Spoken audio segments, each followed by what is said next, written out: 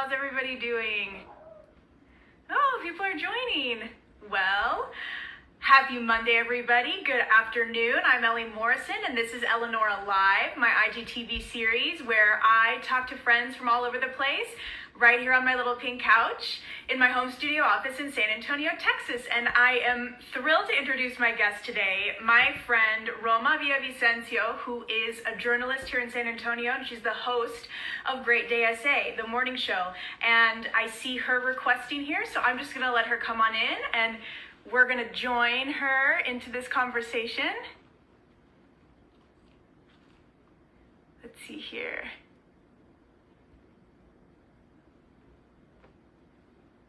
Here she comes.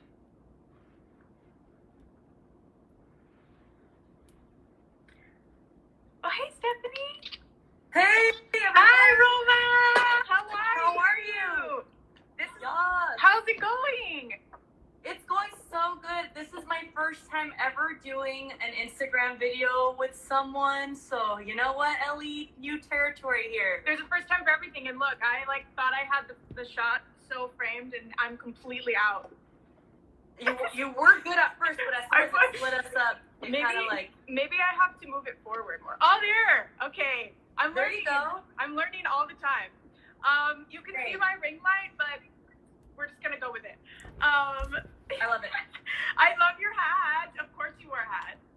Thank you. I had to, right? I was like, I want to be people to remember the hat girl here in San Antonio. But yes, this is it is my newest buy from Encounter Hat Company over in Denver. They're two friends who make them custom. So I had my eye on this color. But yeah, I love it. It's so pretty on you. You always have the most incredible hats. You're so chic all the time. I'm like, I wish I could pull off a hat like Roma, but there's something about the way that you wear them it's so fabulous. Ellie, you could totally wear them. You're Ellie, come on. Okay, well, I have a few, and then I look back at pictures, and I'm like, it's just not right. I think what I need to do is I need to get the ones that are really sturdy like you, the sturdy brim. Yes, and I can help guide you. There's so many different styles of your hat shape, hat size, everything. Like the brim could be much smaller. Hats are for everyone. That's what I like to say. Okay, well, that's our next conversation after this one. But okay, so how are you doing? You have been braving this whole time, like way more than me for sure. I mean, you've been going into work every day. You have not, had work from home time. You have been in the studio, which is different than a lot of the other shows, even locally, that have been doing things with hosts from home, and then even some of the national shows, they have their hosts at home. So how have you been, adapting to all of this? Ellie, thank you so much for even diving into that. It's kind of like, it's been so surreal, I think, for everyone, because no one ever anticipated this pandemic to happen, Yeah. And I think we can all agree that we're just taking it a day at a time. But I've been very fortunate to be in the studio every single day. So yes, starting from the beginning of the pandemic, we had to narrow down the team a little bit. So the rest of the team, for the majority, is working from home. But yeah, I've been in there every single day since the beginning, and I'm doing well. Honestly, I have my moments where I feel like, when is this going to end? And I feel so sad for a lot of the stories we have to read, not have to, but the stories we read on the show. So it's a little bit of both, but for the most part, I am doing well because I'm so fortunate, one, to have a job, two, to have the type of job that I have, where I get to entertain, inform, and try to educate people about things that are happening with COVID and outside of COVID. So our show has really actually reformatted the way it does things. We used to be very, very talk show heavy, like a lot of in-person interviews. So I miss that. I miss the human interaction, but it's also really incredible to see what a show is capable of doing from home. And we have been able to reinvent the show, and it's doing so well. And it just makes me feel good. So I want to thank everyone who tunes in, because we wouldn't have a show without San Antonio, So but for the most part, honestly, Ellie, I'm doing well. I'm grateful for everything that I have in my life right now. Well, I'm grateful for you taking the time to come chat with me on my little pink couch today. And you've been one of those positive people in my life for the past several years, and it's not like we see each other that often, but every time we come in contact with one another for whatever reason, with Fashion World or with, you know, your world on your show, I just am always so taken aback by how strong you are and positive you are, and just how genuinely wonderful you are as a human being. And I don't forget that, and so I always try to, you know, seek out those people in my life. And when I was starting this a couple of, you know, maybe 8 weeks ago, I thought, Roma, she's gonna come talk to me on my little pink couch. I know she'll do it. She's so gracious always to have had me come talk to her. And so your support, I just want you to know, means so much, because I look to you and respect you so greatly for what you do and the person you are. Okay, Ellie, we're not supposed to cry today, but no, really, I am touched. You know, it means a lot, because that's truly what I live for, is to like make people happy the way my mother did. And so to hear that from you, and I hope other people get the same feeling, but it is my honor to get to do what I do, really, and I'm so lucky. And that's why when people tell me, like, are you having a hard time and stuff, I'm like I am, but I also have such a great job where I'm just like putting my energy in on that. So yeah, Ellie, you're so sweet. You're more than welcome to always be part of my family here on Great Day, and whenever we get audiences back in the studio, and you know, people that we can actually interview in person, you know, you're going to be one of them. So you're so sweet. Well, but I'm really proud of you. So the way you feel about me, I feel about you. You're one of the very first people I met when I started with Great Day. And I'll never forget, I got to do a story about your beautiful wedding, and I'm like, who is this girl? She's not you had like literally a fairy tale wedding, no joke. And then on top of that, you're so sweet, and then your family, everyone is just so loving, and that's like what made me really fall in love with San Antonio even more, is people like you. So Ellie, I'm so happy that we got to cross paths in this life. I know. Well, you just know when you come across people that feel good, you know?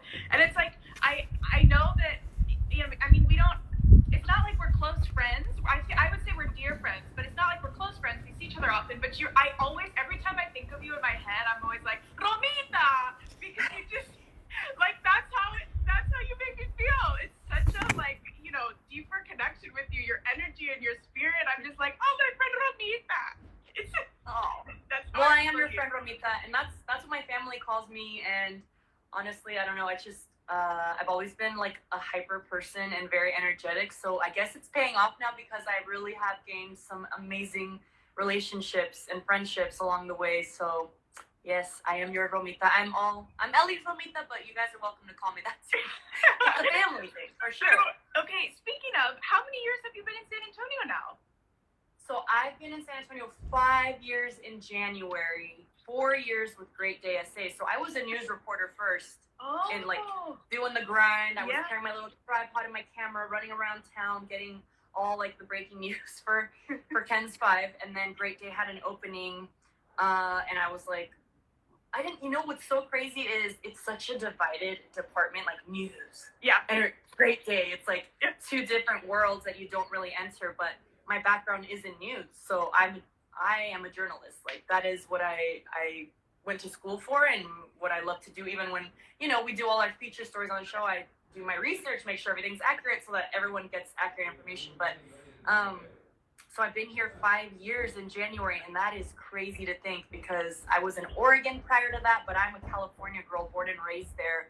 My family is there, so it's crazy to feel so at home somewhere that is not home, but it is now. That's so nice to hear, because I'm from here. I'm from San Antonio, born and raised, and I think about often, I mean, when I was younger, I was always trying to leave San Antonio, and I was trying to go, you know, live in New York, or get a TV job, or acting, or whatever I was trying to do, to go to LA or New York or some big city. I even tried to go to Dallas when I was, you know, 22, right before I met Dan, which is crazy to think that I met Dan when I was 22 years old. But it ended up all working out. But I often think, like, I often wonder, would I ever feel as at home somewhere else as I do in San Antonio? And I wonder all the time about friends like you who moved to San Antonio. Do they feel the way in San Antonio that I do, having been here, rooted my entire life? So I'm so glad to hear that, because I do believe that our city has something very special And it has that energy that just sort of like really keeps you here and it keeps you grounded.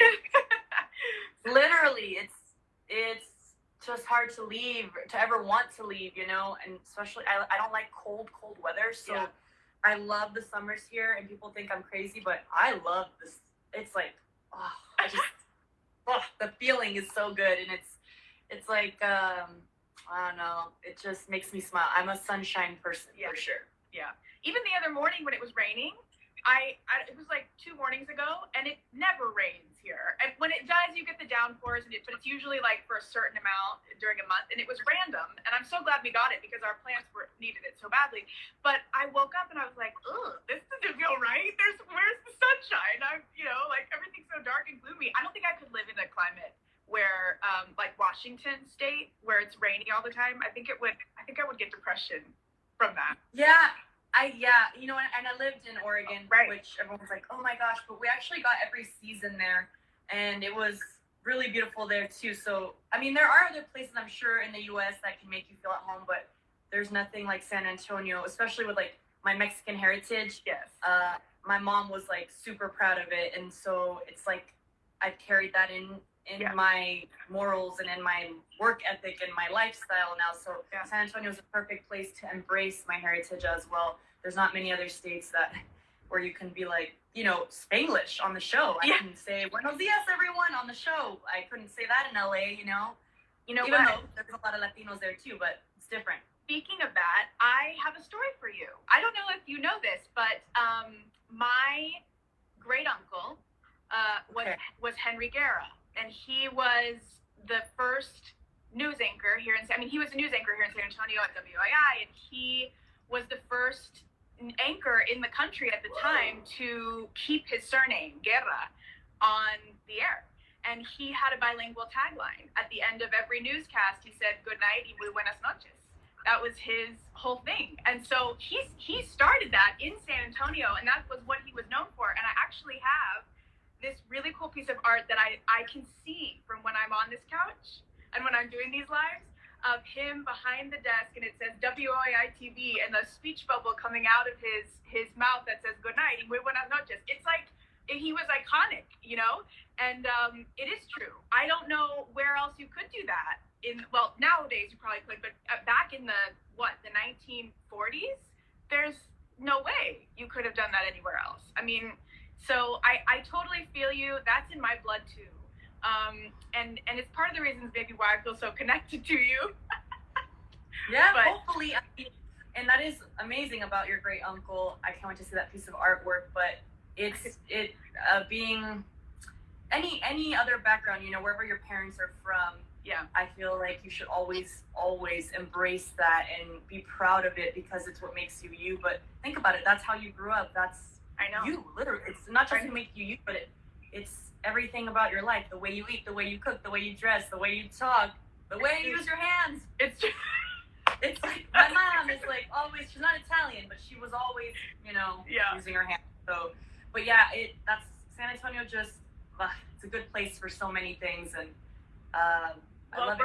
We're very lucky to have you as part of it because you make every day great. Oh, Ellie, you know what? I need to call you every single morning to start my day because if it started like this with tears and joy and laughter, then I know I'll have a great day. You call me anytime. Anytime you're driving into the Ken studio and you need a pump up, just call me. Sounds great. You know that your show has a special place in my heart because it was where I interned. Yes. Yes, and I tell. Anytime I do anything with anyone like this, I have to go through my boss, of course. And I'm like, Luis, it's Ellie. She's your intern. And oh yeah, it's just like so cool to think you were there at one point, starting to look around at what you want to do in your career. And it's cool. Yeah, that was like over 10 years ago. But Brandon Roddy was on camera. And it's so cool because I used to, help him and whatever he needed and like set up the set and run the teleprompter and do the things that an intern does. And now he's a host or he's on camera and it's just the coolest thing to see him like have completely done this arc. And I'm just like, he's great. I always loved his personality. He is such a good person. He is, and he's always making sure that you're smiling. You know, I feel like he's someone who definitely is very reserved, keeps to himself, but when you get to know him, he's goofy, and he's so good at sports, and we have some inside jokes, but he is a good person. Honestly, our entire team is pretty solid, and Brandon tells me quite often about like where he started as well. You know, he started on the floor, not on the camera, and now he's on. Yeah, that's right. Yeah, so it's amazing. You know, I think about like careers and the arc of a career a lot right now, because I think, you know, I'm 31, I'll be 32 next year. I'm almost halfway to 31.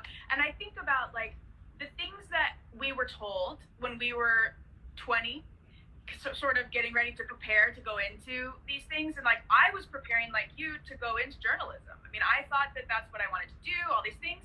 And I often think back, like, why did I not do it? You know, what happened? What was the thing that freaked me out, or what was the thing that didn't feel right? Like, I think what it was that I didn't have a realistic understanding of like, no matter what you do, it's just hang in there and work as hard as you possibly can for 10 years.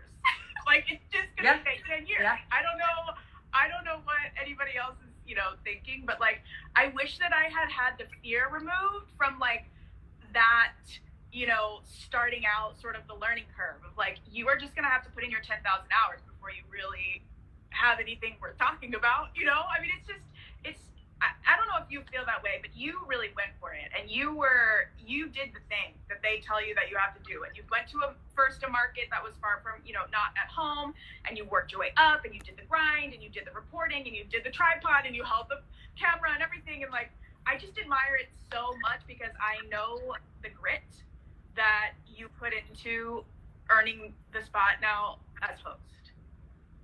You're so sweet, Ellie. Yes.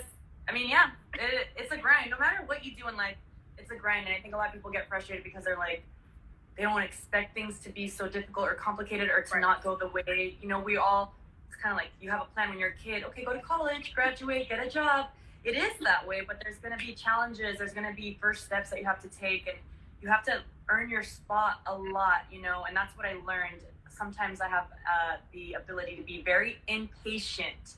Oh, but yeah, it's a part of like my hyperness, I guess you could say. So my biggest advice to anyone who wants to be on TV or any other job is, I agree with what you're saying. Like, you stick with like a job for 10 years, do what you got to do, then get maybe the bigger dream job. But I also think, why not just go for it? Yeah. Just go for it.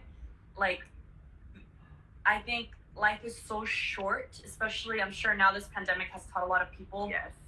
Life is too short. Relationships, friendships, making connections.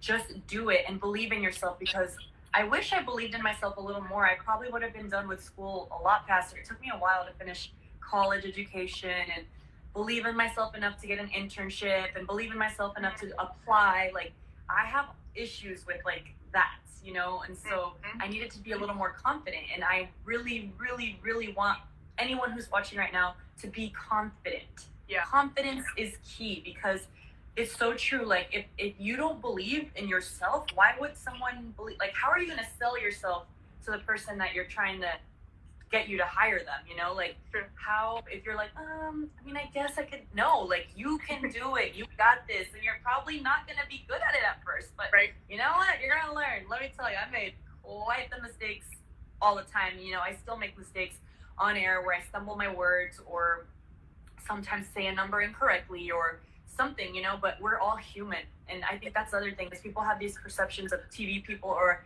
any professional job that they have to be so perfect, or that how could they do that, or why did they do that? But it's like, it's real, and that's like what it should be. It should be real. It's not moments that I'm always proud of, but you know, you move forward. You just keep going, because if you stay stuck in that moment of like, you know, failure or mess up, you're never gonna, it's always worse in your eyes than it is to the others. So, but always be honest, give it your all, you know, and believe in yourself. Seriously. I totally agree with you. And, you know, one of the things that strikes me so much about you as a person is how optimistic you are. And I'm naturally wired that way. And so I tend to seek out and feel that from others if they are sort of on that frequency with me in the way that I am naturally. And you are, and you're so optimistic, you're so positive. You know, when the going gets tough, you get going. And I just you know, I think I like to talk about this because, especially at a time where everybody's facing challenges right now and everybody's facing, you know, we're back to school but virtually, and things are eking their way back to the way maybe they used to be before the pandemic, but who knows how long it's going to take. And like, some days are okay, and then some days are just more difficult than others, I think, to adjust to our new normal. But you know, you're somebody who has faced some challenges in your young adulthood that would lay most people out, you know, and you have just picked up and kept going. And you know, your mother passed away when you were a teenager, right? Oh yes, I was 19. Yeah, 19. Mm-hmm. And then you also faced another huge challenge in your life that is very scary to most people, and that's overcoming cancer.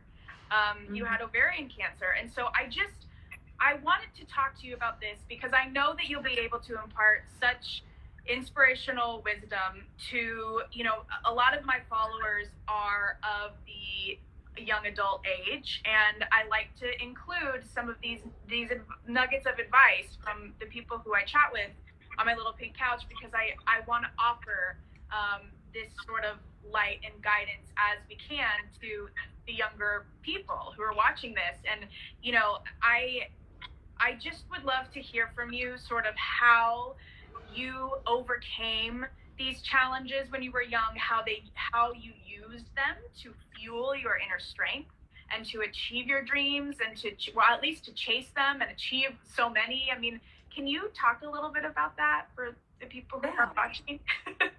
Yes, of course. You know, well, hopefully the tears don't come out again. I'm gonna try not to cry, but I'm a crier, y'all. I like to feel what I feel. But anyways, if they do, they do. Yeah.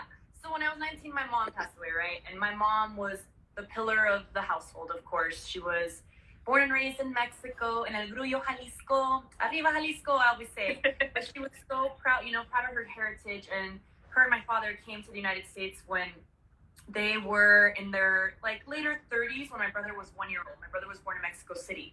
So growing up with my mom, it was a difficult relationship. So that's, to start with, that's kind of what I think has always fueled my strength a little bit, because I knew I had someone to battle, and it was my mom, you know, like, me too. How do you battle your mom? Like, she was so strict, she was so traditional, so Catholic, and I was growing up in suburbia, Orange County, California, you know, first part of my life in San Francisco, but really my most important years of developing as a young lady were in Southern California, where my mom had a really hard time with a lot of the things my friends wanted to do, or the things that, you know, my friends had. They were all pretty wealthy, and my family is not wealthy. So we were renting a condominium and then a home finally, but we were never homeowners. You know, my dad worked for Folgers and then Sunny Delight. So when she passed away, it literally rocked my world, because you're so, as you know, Mexican households are so, we were tight, but we weren't close, you know, but we were always relying on my mom to cook and clean and just take us to, you know, our routine, take us to church on Sunday, and then keep the family together, keep the aunties and uncles. She was one of 11. And so keep all my cousins, all of us together, remembering their birthdays, remembering their addresses. She was a living encyclopedia. Right, yep. So when she died, that really, really rocked my world. But I'm so blessed that she had so many friends in her church community who really stepped in, specifically my godmother, Judy Moalam. They met at church. My mom kind of helped her get through a tough time, really tough time, and then they became literal sisters. Like, they traveled to my mom's hometown together. Like, no one really goes to El Grullo, Jalisco for fun, unless you know what's good. You will go to El Grullo because it's a great place, but that's not a tourist site, you know. So yeah, so for my godmother to be like, let's go, you know, so I had her to help me remain positive. Yeah. But I knew I had to live life still somehow. And then I had, you know, a rough upbringing a little bit with my father. I don't want to get too into it, but, you know, he was a heavy drinker. Nothing, you know, to this moment, if my dad was watching, like, he's my best friend now. He's completely changed his life, but that was really difficult. And I don't really talk about it because because he's alive. I feel like people might look at him that way from now on, but Right. that's not who my dad is anymore, you know? So, but that was really hard. So they would clash a lot too with what they wanted to do. Yeah. So when my mom died, I did feel alone. You know, my brother was already married, had just gotten married. He's my only sibling. He's 5 years older than me. So all I could tell myself is your life needs to be continuing. Like, you still have to keep going. And then all of a sudden I kind of got like all this wisdom instilled in me from my mom and her best friends. And my mom was a big fighter too. You know, she could speak English well, but she, for the most part, really didn't try to be, you know, as we say, an inconvenience for my dad. She would clean homes for a living. She didn't have a license, but she made it work. If she had to walk to a house, she would do that to clean the house, you know, whatever it was, she would make it happen. And all of that, I observed, obviously, over the years. I observed what a loyal friend she was to everyone, and I observed what an amazing mother she was. So that helped me be strong in the sense, right? So I guess I didn't really know my strength until I got cancer. So then 2 years after, I had a really crazy pain in my pelvic area. I thought I was gaining weight, you know? I was like, what's going on here? I was a waitress at the time, so growing up, that's what got me through college, is waitressing. And then so I got this sharp pain, went to the ER the next day with my dad, because my mom was already passed away, you know, and my dad was working the night shift at the time, and I had to tell him that, Dad, I think I have really bad gas. I don't know what it is. The pain is so, so bad. It was like a cramp when you go running, like you had just eaten, you know, and you're like, yeah, that cramp where you just can't keep going. It was like times 10. I couldn't move my body like this. So we go to the ER, they tell me I have cancer, and I just like, they didn't tell me right then and there that I had cancer. They told me I had a tumor. Got my surgery. A few days later, after the whole family's acting real suspicious, my brother, my dad, my godmother, they're like, what do you need? What, you know, like, too nice. Like, okay, I just got surgery, got the ovary removed, got the tumor removed, but why are y'all being so nice? Like, I appreciate it, but there's something fishy, right? So then the doctor came and talked to me and told me I had stage 1 ovarian cancer and I would have to have chemotherapy. And I was 21 at the time, about to finish my junior college education to transfer to San Francisco State, which I was so excited to go back home where most of my cousins are. That all got shifted and turned, so I started chemo, pretty aggressive chemo right after that. And I am so blessed yet again to have had my tia Patti Michel. She was a chemo nurse all her life. So she had retired, but when I got my diagnosis, she was my advocate, and she came to me and said, this is what you're going to feel. This is what it's going to be like. I'm not sugarcoating it, but she told me, you must go in there with a smile every day and thank God for your life every day, because you're going to see people in there that are so much worse. Their cancer is so much more advanced, and that's going to bring you down too. But she's like, aside from that, you're going to feel really sick, because I don't know what to expect with chemo. What are the symptoms? Everyone's different. Am I really going to lose all my hair? Because I had super, super thick hair. I still do, thank God. But my mom used to say I have a horse's tail, you know, like as my hair. So when that happened, my aunt, I'm so grateful. I feel like my mom sent her, right? Please prepare me, you know, for this experience. And so my tia Patti, I give her all the credit for that. She helped prepare me. But then I started observing my nurses and how sweet they were. And the craziest part was the nurse that basically worked really closely with my oncologist. Her name is Mina Ibarra, and she was like my mom. She would come in and give me the sign of the cross every day before chemo. I was like, this is my mom. Like, my mom is here, you know? So for me, I felt gratitude. And that's what helps a lot to be strong and to be positive. If you have gratitude in your heart, I think it will help you so much. It's hard, though, when you're going through tough times, or your job isn't working with you the way you want them to, or your coworkers are being difficult, or your boyfriend's being an a-hole, or your family, you have drama in your family. But think about like what you do have. And that's what I would tell myself, like, you know what, I'm gonna be okay. My aunt, you know, the gynecologist had a really good prognosis. I knew I'd be okay. Of course, I didn't really feel that I would be okay. I was so scared that maybe I'm gonna die. Maybe they say it's stage 1, but what if it gets worse? What if there's a complication? What if my cancer comes back? Like, what am I gonna do? I only have one ovary. What if they have to take the other one now?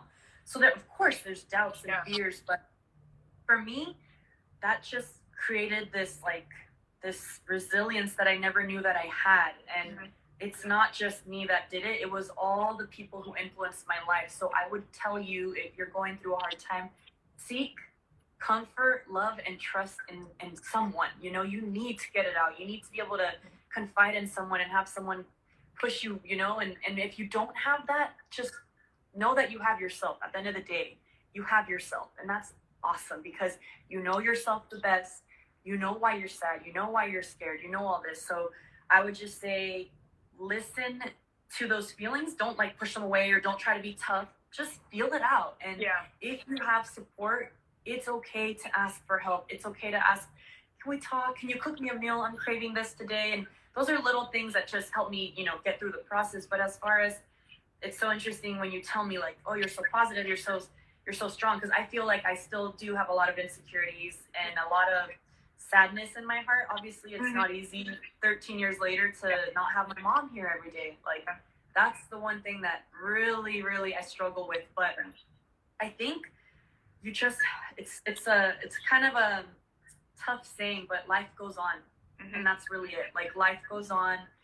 And if you stay stuck, like I said, in those depressed, sad, angry moments, it's just going to eat at you. And honestly, one thing my chemo nurse and my aunt said is people's reaction to chemo, as far as their attitude towards it, can really affect them badly. Like, you can make yourself more sick if you're just complaining and why me and this and that. So I just really had no choice but to toughen up, buckle up, and take the ride. And that's what I did. And I was happy. I was grateful. I would never take back my experience with cancer ever in my life because all of my nurses were angels on earth. My doctor, he had no bedside manners, but Dr. Michael Berman and Dr.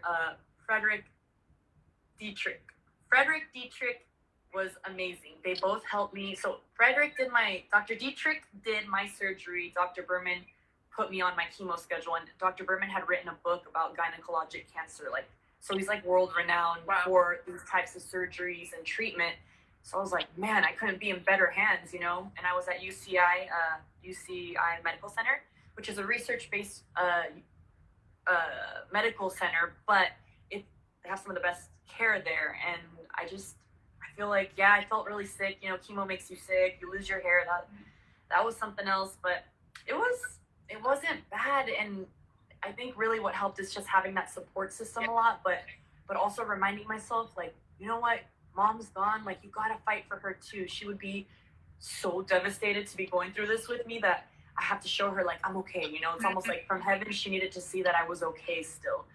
So in general, I think that just carried on to my life after my dad, you know, dealing with my dad too, that was difficult, and just not being so close to my brother. I just felt so alone a lot of the time, but again, I had a great support system. I can't sit here and say I was alone, but just have that support system, believe in yourself even then, and just trust that you can get through it, because if you just continue staying in that negative, it's going to eat at you. And that's what I try to do now, you know, even to this day with the pandemic. It just seems like, what else, you know, like all these tragedies happening around the world, an earthquake, the Lebanon bombing, the fires in California, like, it's just, you know, and especially it's easy right now during COVID-19 to really focus on all the catastrophes, because it's like we have one that we're dealing with that is so unexplainable, that it's like every little thing right now, I think we're all super sensitive, and like it just touches us, it affects us a little differently. And I think it's good though, because people are more in tune with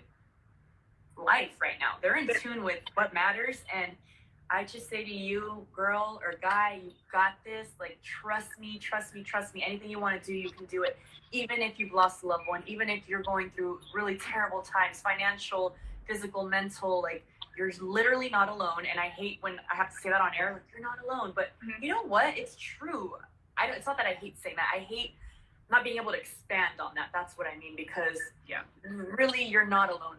Even if you are and you don't want to talk to anyone else, there is someone else who feels exactly like you. So just maybe find a group that you can speak with, or read a book, write things down. Writing things down really helps. But just know that, like, you will be okay if you want to be okay. Like, that's as simple as it is. Yes. And this brings me to, it's so inspiring. I'm so glad that thank you for expounding on that, because I am so proud to save this to my feed and have anybody, everybody and anybody who needs it to watch this, because I truly feel so strongly. I agree with you. All of the things that you say. I have not had illness like that. And to be honest, it's my biggest fear. My biggest fear is to It's scary. Yeah, is to face something like that I'm not in control of the situation. And I've worked in facilities with children who are not well, and some of them who are not going to live very long. And it's truly my biggest fear. I don't know why that is. I don't know how that came to be. It just so when I see somebody like you who's my age and vibrant and wonderful and beautiful and professional and a success, there is no bigger inspiration, because I think I'm such a believer in the power of positivity. And when I was younger, I used to be a lot more negative. And if anybody who went to college with me, I mean, I don't know what they would think of me, because I was very negative. I had a lot of, I had a chip on my shoulder at the time. And a lot of it now, which is the next subject I want to get into, has to do with, I know, lack of self-care, mind-body self-care that I was doing at the time, and that most people who are 18 to 22 don't really get. But I think that, the other thing about you and your career in particular is that you are in the public eye, you are a public figure, and you have to be on a lot of the time, and you have to be, like, your complexion, it needs to look good, and you want to feel your best, and you want to look your best, and all these things. And I always am interested to talk to people who are on television or who are in movies about what their self-care regimens are, because you have to be very diligent. And I think that your positivity, there's a relation there between, the discipline and the commitment to yourself and the commitment to making your mind and body well. And you've even had, you were amazing before 2 years ago, but I've noticed over the past 2 years how you've changed your exercise routines and how you've really sort of focused on your self-care. And I'd love to have a little conversation about how you take care of yourself, because you always bring your best to your job and to those around you, and that's not a coincidence. Well, Ellie, again, you're so sweet, but growing up, my family didn't really make us work out or anything, so I was a tomboy. I like to skateboard, believe it or not, when I was younger. I had a skateboard, I had a BMX bike, I had all of it. Oh, I love that. I didn't have a BMX bike, but I had a skateboard, and then my brother was a DJ, so our family's a little more artsy, I guess. We love music. My family loves music, so nothing really required us to go and be actually active, but I was definitely the neighborhood tomboy, catching lizards, skateboarding, all that stuff. And as I got older, I did play basketball in high school, frosh soft, bench warmer, whatever. I rolled my ankle so bad that I had to stop playing, so then I just became the stat girl for the girls varsity team. But I loved it, because you know what, all the games from girl varsity were with the guys varsity, so I was like, yes, I like it. Our buses were together, so it was fun, So I know, it was so cool. But it wasn't really until after cancer, when I got my first news job, where I realized I want to feel better physically. And my roommate at the time was a CrossFit trainer, so I started CrossFit in Oregon. So I did it for 3 years. Even when I moved here, I used to go to Mind, Body, Soul. And then I just really got more curious about what else my body is capable of doing. How my goal has been strength mostly, right? How can I become stronger physically? Because I think that also helps your mind. You've got to have some sort of physical activity. And I'm not going to sit here and preach to you that I've always been that way, because I really haven't. But you're right. This career makes you got to be active. You want to look nice on TV. I'm not opposed to fit girls, skinny girls on TV, but I want it to be natural. I want it to be real. And I didn't want to overdo it with overworking out and trying to be the skinny cookie cutter, because it's not really me. I just want to be comfortable with my body, and that would make me feel more beautiful. I hate like complimenting myself. So I have struggles still too, you know, like with confidence in the sense of loving myself and being like, yeah, you're beautiful and stuff. But apparently that's what you're supposed to do. You're supposed to talk to yourself in the mirror a lot.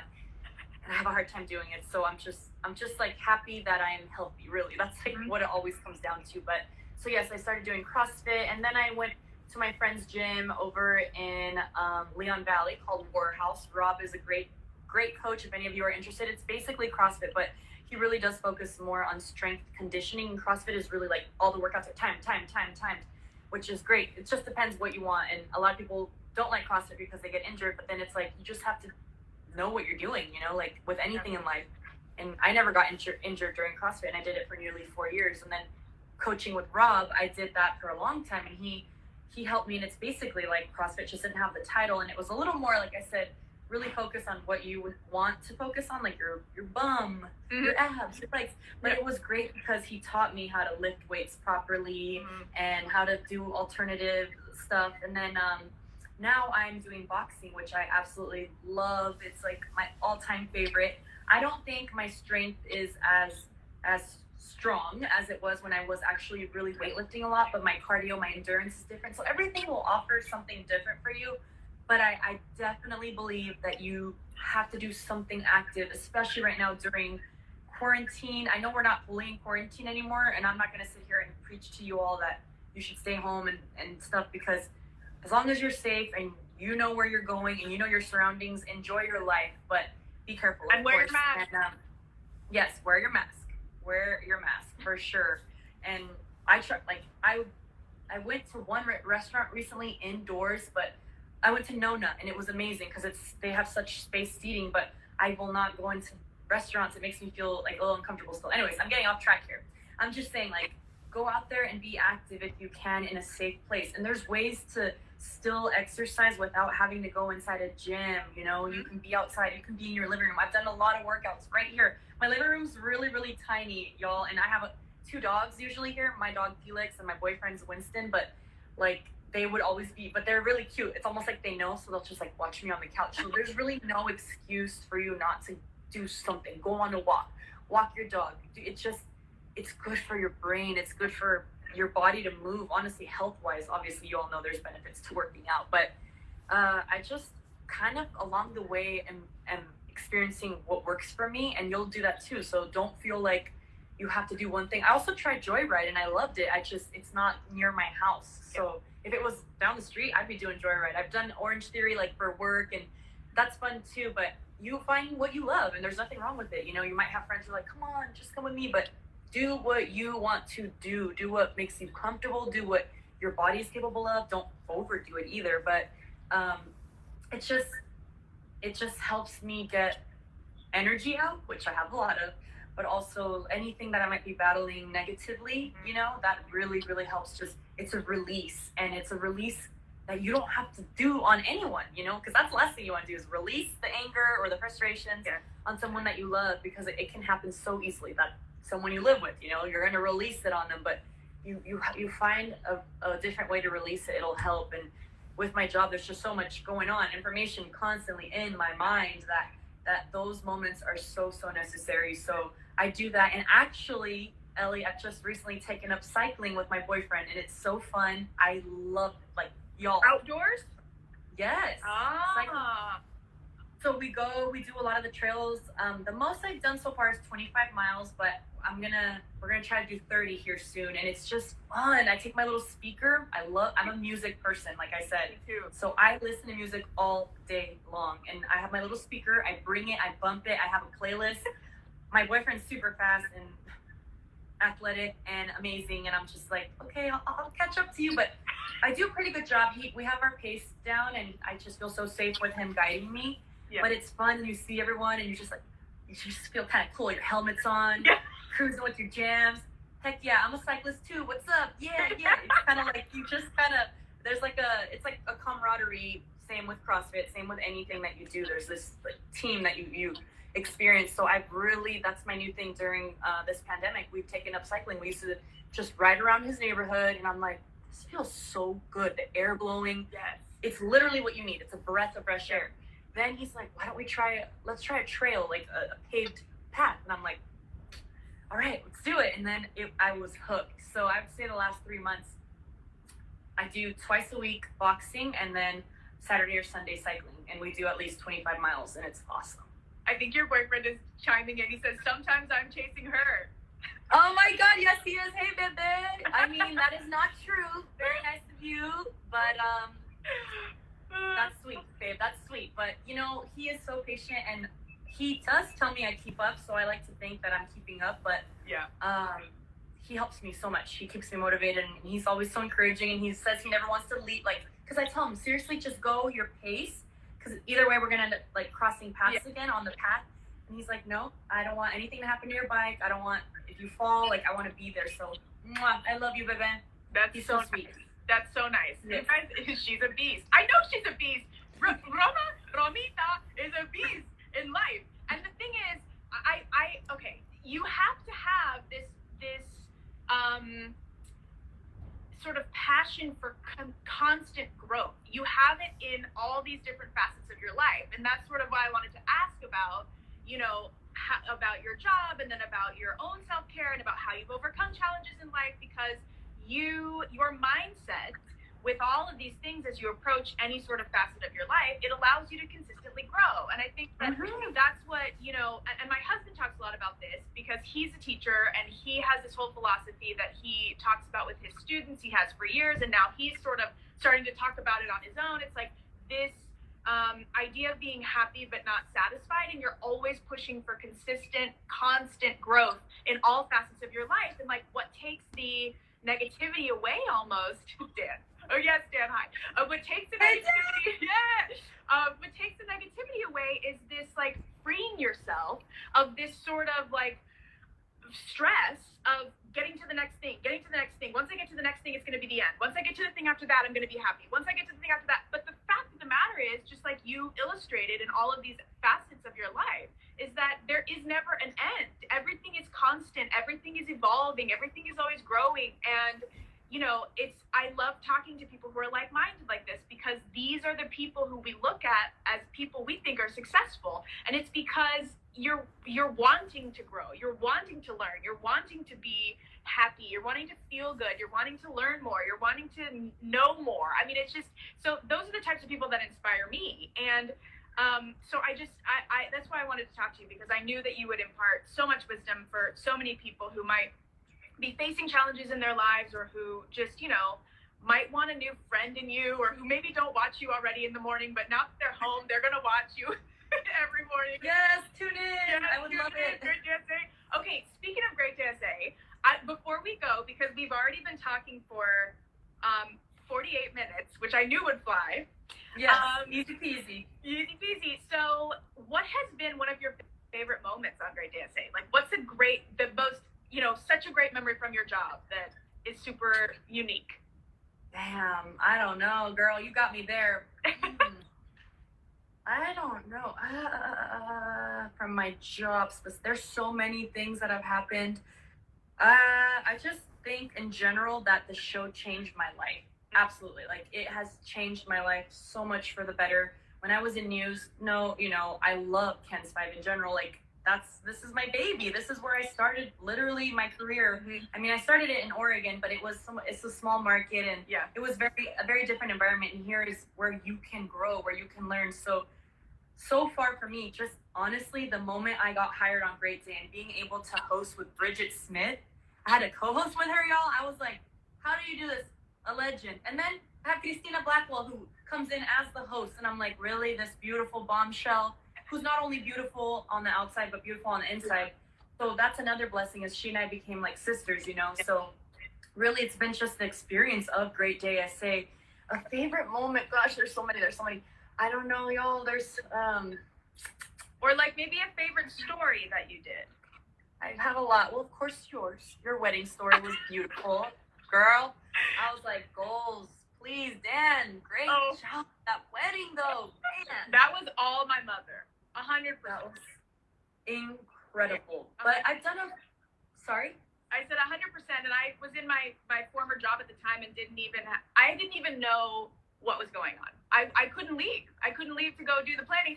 So I remember when the cake came out, I was like, wow, that's really pretty. Like,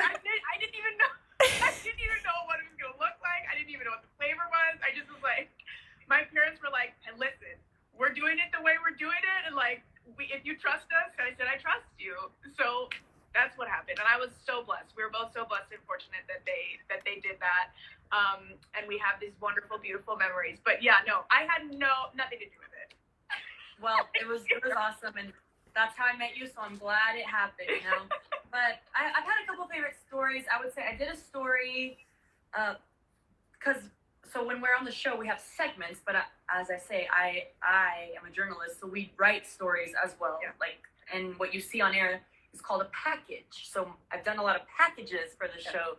And one of my favorite ones is about a gentleman named Sam Galloway. I really need to check in on him. I hope he's alive and well, but he was much older, but he was a volunteer at the AT&T Center, and he had 4 of the 5 Spurs rings, the championship rings. And his story was just so simple and cute, but one of my favorite journalists is Steve Hartman, and he believes that everyone has a story, and it's literally so true. He still does this segment on the road, but before it was called Everybody Has a Story, where he would close his eyes, throw a pin to a map, and whatever state it landed on, he would go, and then to whatever city it was on, go there, and then close his eye, pick out of the yellow book a name, and do a story on that person, and do it so magically. So that's I saw Sam Galloway at the AT&T Center because I was going to some games or concerts, and he was always there, and I'm like, sir, look at the rings. You have the Spurs championship rings. I know you have a story. And sure enough, he was born in the 1920s, something so rare that you're like, I haven't heard someone and he lived in the country, and he was disabled. So he lived by himself, would drive to the AT&T Center from an hour away to just be there and greet everyone. So if you ever accidentally had too big of a purse or a knife in your purse, something that couldn't go inside of the AT&T Center, that's where they would hold them at guest services, and Sam was the person who greeted you. So that was one of them, and I loved his story because he had cows on his property, and he's in a wheelchair, just so humble and sweet and country, but it's just raw and beautiful. His story was very inspiring because at his age, and he was alone, and he was okay with it, and he still worked so hard. Then I recently did a story on an Elvis impersonator, Travis Hudson. Y'all have to follow Travis Hudson. He is so good. He's from Guatemala, but he's an Elvis impersonator. Tribute artist. I forget what exactly he calls it. I don't want to say that because I know some people get upset, but his day job is working with adults who have disabilities. And so he helps them, they basically go there to his facility and do crafts and arts and learn and draw and then sing and dance. And then they also take them to the grocery stores and wherever they need to go because a lot of them don't have a lot of family here. So it was such a sweet story seeing his day job and then how he transforms at night into Elvis, and they all love him. And honestly, what I love about Great Day is the stories of people that we get to know, and that puts, right now, my biggest thing that I want to leave you all with is perspective. Right now, everything, you must put it into perspective because you just never know what someone is going through, what someone has been going through, or what someone isn't, or what someone is. Be extra aware, be extra cautious, but have some perspective, because if you put yourself in someone's shoes, you're going to really either be grateful for your life because it's so much better, or because maybe it's not there yet, and so it'll be motivation for you to get there. So Travis and Sam put things for me in perspective, and any story that I do, I'm just so honored, especially just with you, anyone I get to meet along the way. And I've met thousands of people now, and it's crazy to say that out loud, but who I'm so happy that I get to say hello and interview and tell their story. It doesn't get any better than that. And so I'm just grateful to God that I did follow my passion, and I'm a talker, obviously. So I knew I didn't want to get into math or science. I just couldn't do it, y'all. So I just told myself, you should be a news reporter. Dude, I'm going to be a news reporter. And I made it happen. It was as simple as a thought like that. I didn't have family pushing me. I didn't have people believing in me all the time. My family wasn't like that. My family was old school, traditional, work hard, respect people, and you'll be good in life. And that's what I try to do. I'm not an angel, y'all. I have my demons. I can be negative, like you were saying, still to this day, as positive as I am. I fight my own negativity, but you literally said it correctly. You got to get out of your head. And my friend recently told me something that is so simple, but She said, think about everything you're thinking are just thoughts. None of it has even come true yet. They're just thoughts. It is so true. Love you for that too, but it's just perspective right now. And yeah, so in general, I just lengthened out that answer for you, but just being on Great Day has been one of the best gifts in my life, like 1,000%. And I will say that if I ever have to leave San Antonio or not, like that is what I will say. Well, it's such a wonderful thing to hear because very few people speak about their job that way. And it's so wonderful for the fact that somebody like you gets to have that enrichment in your life from your job and from your colleagues and from your work family, because it's rare. And Dan wants me to tell you, he's commented here that you are enlightened.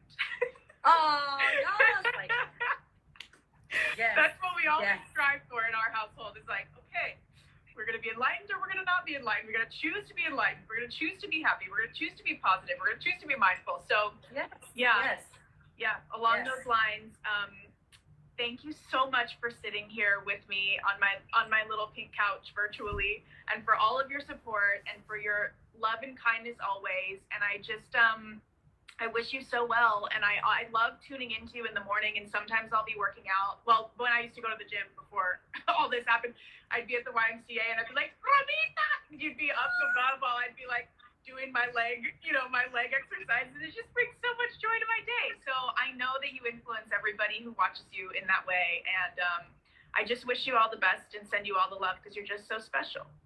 Thank you, Ellie. I feel the same about you. I'm so honored to have had the opportunity to sit with you virtually on your cute pink couch with your cute self. I just want to squeeze you.